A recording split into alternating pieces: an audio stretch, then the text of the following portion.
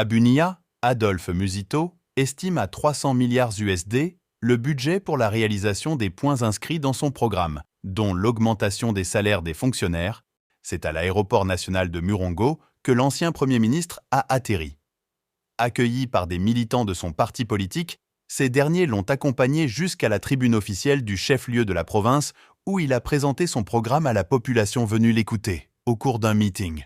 Une fois élu président de la République, Adolphe Musito promet de majorer les salaires des fonctionnaires de l'État pour une bonne circulation monétaire. Je vais augmenter le salaire des policiers, militaires, donc tous les fonctionnaires de l'État. Même les paysans toucheront de l'argent car leurs produits champêtres seront vendus à ces fonctionnaires et ces derniers vont bien servir la nation, a-t-il expliqué. La campagne des élections générales, prévue le 20 décembre prochain, entre dans sa dernière ligne droite en République démocratique du Congo. Toute cette semaine, RFI donne la parole aux candidats au scrutin présidentiel et les interroge sur leurs projets. L'ancien Premier ministre Adolphe Musito part à la conquête des suffrages sous. Il accorde une importance particulière au dossier de la défense et de la sécurité. Adolphe Musito.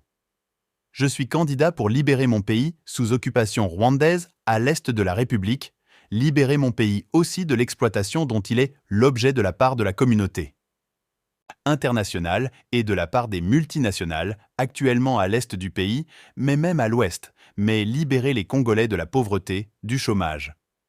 Voilà principalement ce qui est le cheval de bataille de ma candidature au niveau de la présidentielle, RFI.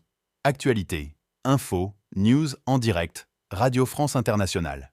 Je suis candidat pour libérer mon pays sous occupation rwandaise à l'est de la République, libérer mon pays aussi de l'exploitation dont il est l'objet de la part de la communauté internationale, de la part des multinationales et particulièrement à l'est du pays, mais même à l'ouest aussi, mais libérer les Congolais de la pauvreté, du chômage et voilà principalement ce qui est le cheval de bataille de ma candidature au niveau de la présidentielle. Quels devraient être selon vous les chantiers prioritaires du prochain chef de l'État congolais? Le chantier prioritaire d'abord, c'est le chantier de la défense et de la sécurité. Sur le plan interne, il y a beaucoup d'insécurité du fait du jeunes gens qui s'attaquent aux citoyens, aussi bien dans la ville de Kinshasa qu'à l'intérieur du pays, du fait du chômage et de la pauvreté.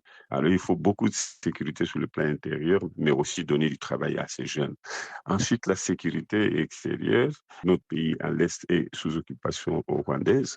Il faut préparer la guerre, il faut amener le pays à être en position dans le diplomatique tel que le Rwanda puisse comprendre que si véritablement il ne se retire pas, les Congo va l'attaquer et pour se défendre. Le deuxième chantier, c'est celui des infrastructures. Le Congo a un retard de 5 ans à rattraper, dont 20 000 km de routes nationales et 30 ou 35 000 km de routes provinciales. 5-6 000 km de chemins de fer à rattraper parce que depuis le départ de Belge, on n'a plus réhabilité ces chemins de fer, des ports, des aéroports, faire réduction d'eau, etc. en faveur de la population, auquel il faut ajouter les routes des desserts agricoles pour relancer l'agriculture qui aujourd'hui est les parents pauvres dans un pays qui a la terre nécessaire pour donner à manger à son peuple. Comment allez-vous réaliser ce programme si vous étiez élu? J'ai fixé un cap de 300 milliards de dollars pour les 10 années à venir parce que le Congo, ça ne se peut pas se construire en 5 ans comme beaucoup de candidats présidents de la République semblent le dire dans le cadre de leur programme, il faut 10 ans. En augmentant la croissance du pays jusqu'à des chiffres, en commençant par 7 ou 8%, nous pourrions passer d'un PIB aujourd'hui de 70 milliards à un PIB de 200 milliards à l'horizon de la décennie. Et donc, nous devons répartir ces ressources entre les provinces et l'État pour que les provinces participent à la construction du pays, notamment en ce qui concerne les infrastructures les concernant.